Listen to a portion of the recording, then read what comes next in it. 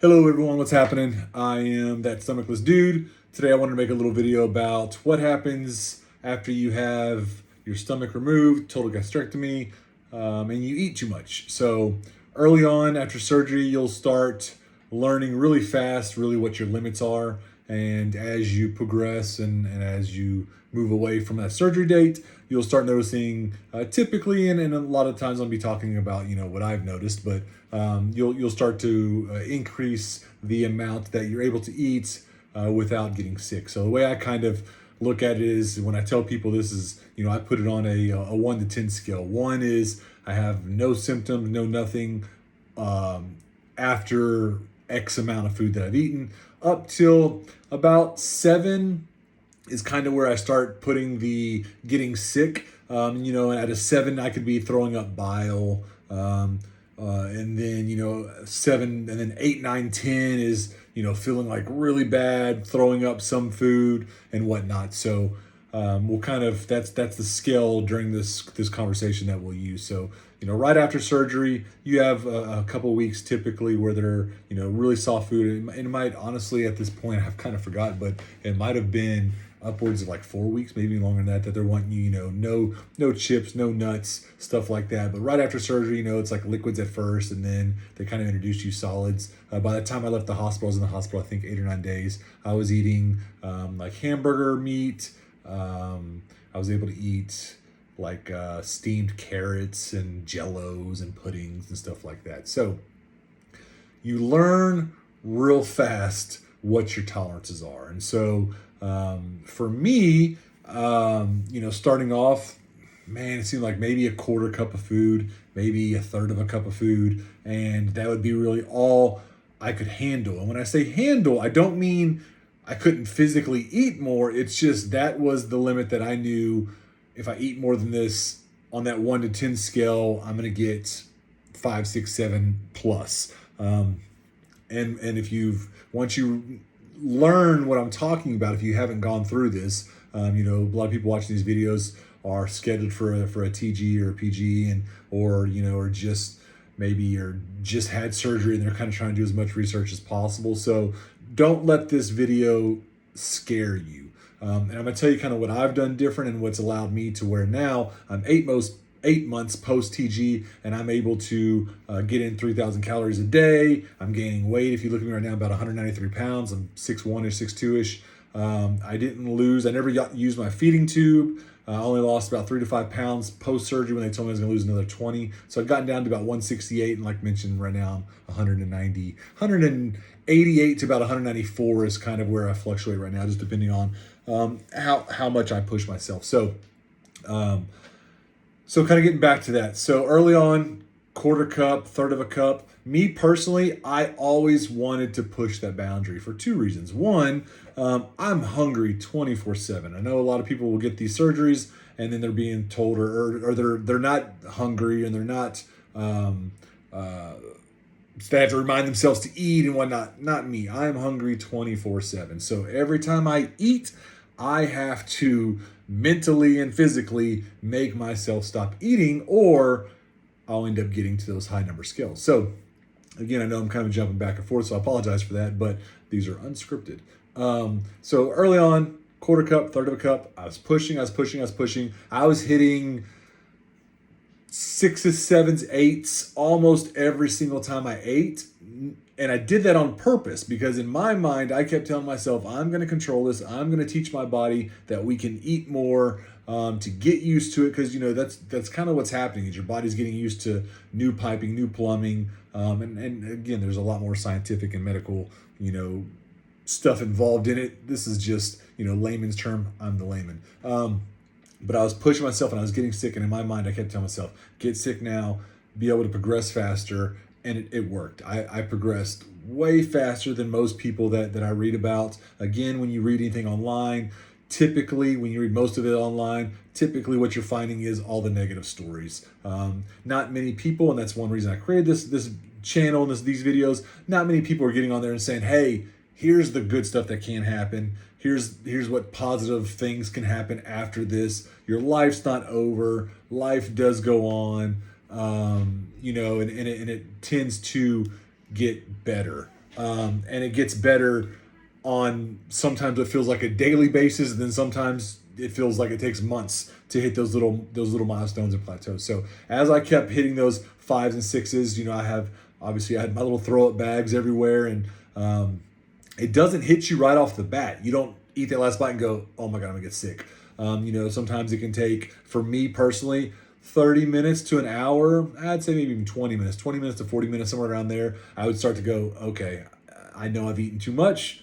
Here it comes. And then I'd have 30 minutes to an hour of different types of dumping syndromes. I very rarely got the dumping where I had to run to the bathroom and dump. Most of my dumping syndromes would be elevated heart rate. I'd get real tired, real nauseous. I would sweat. I'd just be out of it, and that would last 30 minutes to an hour, and then I'd feel okay again, and I'd rinse and I'd repeat, and I'd go eat again because I needed the calories. And at the time, you imagine if you're eating even half a cup of food, what are you getting? Maybe 200 calories, depending on what you're eating. So it was early on, it was a nonstop cycle. It was eat, get sick, eat, get sick, eat, get sick, rinse and repeat over and over and over. But I knew that, and I knew what my limits were, and I knew that if I could eat less and I wouldn't get sick. I'd get maybe a 3 or a 4, and sometimes I'd get, a 1 or a 2, just depending on if I go snack on something, I'm not going to get anything.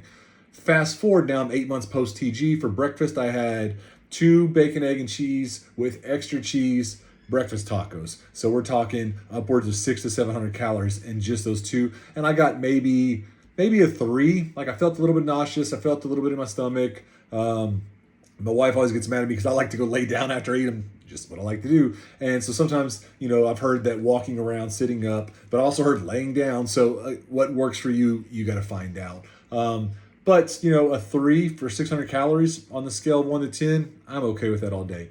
Very rarely do I get over a 7 nowadays because I really know my threshold. I'm able to hit that threshold or underneath it and still get the calories that I want to be able to, I'm training for a triathlon, I'm working out, I'm in the gym, I'm gaining weight, I'm gaining muscle. So my nutritional needs as a caloric intake are being met. The macros are still a little skewed. My protein levels aren't nearly as high as they should be. I'm eating a lot of fats to get to the caloric intake that I want to be at, which is okay. My goal was to hit over 190 pounds to prove the doctors that said it was going to take years, if ever, to get that weight. I did it in, I think, 6 months. I mean, that's 6 months post surgery. After surgery, I still had chemo for 5 rounds. So it's a month of chemo, a month and a half of chemo. And then I had immunotherapy for 2 rounds until it ended up giving me Graves' disease, which I was up to like 182 pounds and then dropped back down to 162 because I had Graves' disease for overactive thyroid, had hyperthyroidism, and that ended up, my resting heart rate was like 150, just my resting heart rate. So just sitting there, it was bad. So I lost all that weight. So, you have 5 weeks of chemo. I had 2 weeks of immunotherapy. I had another 4 weeks of figuring out the immunotherapy. So, we're 2.5, 3 months. So realistically, in the last 5 months, I've gained almost 30 pounds. And I'm super proud of that. And I'm saying that for 2 reasons. A, I'm super fucking proud. I'm doing everything that the doctor said I couldn't do a lot earlier than they said that I could do it if it was even possible. And B, I'm kind of boasting about this so that if you're watching this video, you're going to say, hey, if that dude can do it, then I can do it. And that's exactly why I wanted to do this. I wanted if one person, and we've heard of numerous people who's like, hey man, my husband had this surgery and he was really scared and blah, blah, blah. And now he's watched your videos and he knows he can do it. And that's what I couldn't find. When I went through surgery, I think my brother said that he found 1 or 2 and my wife maybe found, the same 1 or 2 of people that were living I'm using a good life post TG. The only thing that I can eat anything. I can drink anything. I drink alcohol. I don't abuse alcohol. Every once in a while I'll drink too much wine. It hits you a lot faster. It's different. I'm a little bit more pro cannabis in that aspect of self-medicating, if that's the right word. And I'm pro cannabis for a few reasons. We won't get into that outside of what it involves with the TG, but it helps with the nausea. If I do kind of overeat a little bit too much, if I'm getting to like that 4 or 5 range, a little bit of cannabis will help bring it down to that 2, 3 range for me. Obviously, I get I say obviously, but I'm a typical stoner where I get the munchies, so it makes it even harder to not go and overeat. But if I do overeat a little bit, like I said, it'll bring it down and it makes me tired, so then I can kind of go sleep it off. So that's one thing that I kind of wanted to talk about. But just know your limits. If you try something, if it doesn't work today, it doesn't mean it's not going to work tomorrow. There was times where early on, sugars are a big thing. They say, hey, you got to watch eating sugars after you have your TG, because that'll kind of induce the dumping syndrome and blah, blah, blah. And there was a couple times like I would eat some ice cream and I'd be like, oh man, and I would get that part of the dumping syndrome as well as the other symptoms I mentioned earlier. Not anymore. I eat ice cream almost every single day because the high caloric intake or high caloric value, I guess, of, I'll eat like a drumstick ice cream and it's like 300 calories. I can eat anything. I can drink anything. It's all in moderation now. So the hardest thing to do and the hardest thing you'll learn if you're new to this and you're trying to figure out how your body's going to react, only thing I can say is try, test, and don't take, or at least take everything that I'm saying and anyone else is saying with a grain of salt. What works for me might not work for you. What doesn't work for me might work for you. And again, like I just mentioned, if it doesn't work today, try it tomorrow. Especially, I read stories about people, they love this food. They tried it once, it was their favorite food. It made them sick and they never tried it again. Not me.